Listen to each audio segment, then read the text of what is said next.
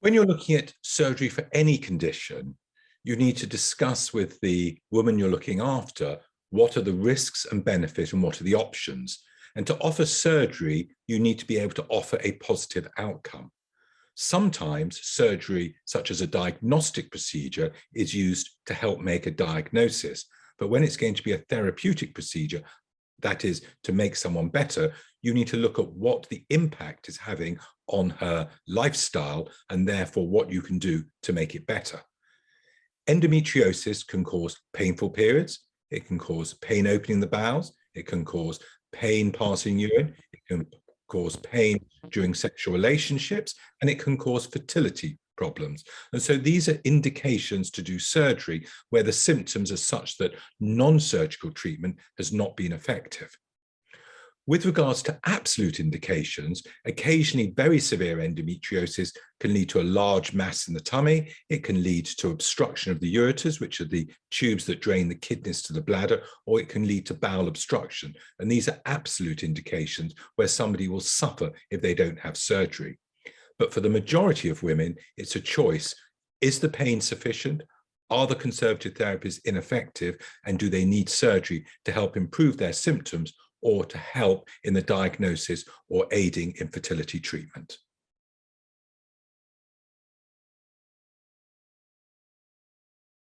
Well, techniques have developed massively during my career over many, many years. When you think about your television at home 20 odd years ago, and you think about your television at home now, think of the increased clarity of the vision that you see. And it's the increase in technology and the increased visualization that has allowed surgery to move from big open cuts to small holes where you operate looking at a television, because the vision that the television gives you is enhanced above an open operation.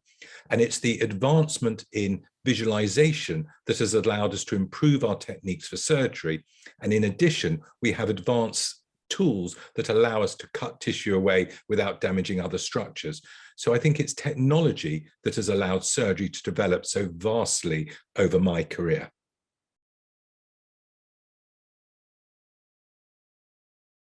In theory, you should think about minimal access surgery as open surgery done through small holes. So it's a similar operation, but it's done through little holes as opposed to a big cut. So that's an advantage for the patient's recovery. But the real advantage comes with the enhanced vision. So often people say, well, if you did it open, could you see more? Well, actually, you could see less.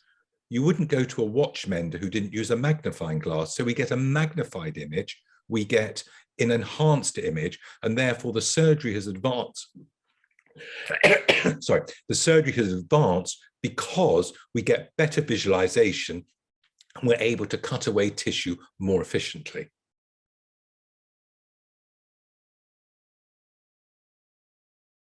The one thing that is hard in minimal access surgery is that there's a very large mass. So sometimes if the mass is too large to be able to get into the abdomen, then an open operation needs to be done. But this is rare in endometriosis, as normally if it's a large cyst, you can drain it.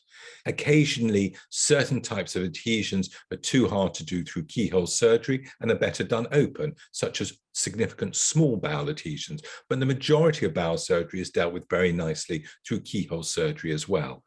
And then obviously the other disadvantage of keyhole surgery is that blood absorbs light. So if there's a lot of bleeding, then it's very hard to see adequately and an open operation needs to be performed.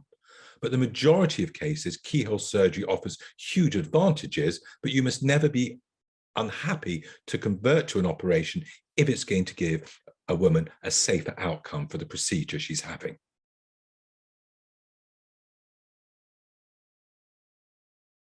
It's performed, minimal access surgery for endometriosis is performed through small holes. There's a 1 centimeter cut in the umbilicus, and then there's usually three other small cuts, because you need to have a camera holder, you need to have an assistant holding one of the instruments. So in effect, you've got three hands operating, the surgeon and the assistant. And the assistant holds the camera and uses one instrument to help, and the surgeon uses two instruments.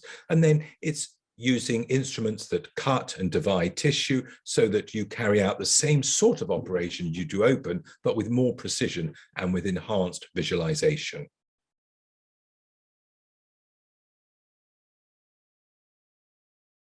When you're looking at recovery after surgery for endometriosis, it's a bit like how long's a piece of string.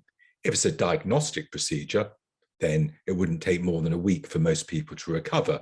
If somebody's going to have a bowel resection, ureteric implantation, a very extensive operation, and maybe even a covering bag, then the recovery is very much longer. But a standard type of operation for moderately significant endometriosis would take 2 weeks to get roughly back to normal, and probably about 4 weeks to get back to normal. But as I've said, there's a huge range depending on other issues with regards to the extent of the endometriosis and also the symptoms that the woman is experiencing.